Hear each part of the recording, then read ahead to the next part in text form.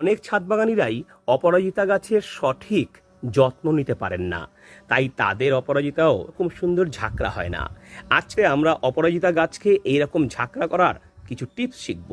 Number 1, অপরাজিতা গাছ যখন আপনি ছোট্ট টবে লাগাবেন, যেই এরকম ডগা বেরিয়ে আসবে ঠিক তখনই আপনাকে সেই ডগার এখান থেকে এরকম কেটে ফেলতে হবে।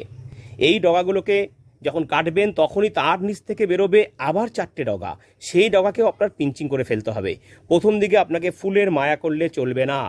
নাম্বার 2, এইরকম বাঁশের চটা দিয়ে চারদিকে রিং পরিয়ে দিতে হবে। 3 নম্বর, এনপিকে 20-20-20 ফার্টিলাইজার 2 গ্রাম 1 লিটার জলে গুলে আপনারা অপরাজিতা গাছের গোড়ায় দিতে পারেন সপ্তাহে 1 দিন করে।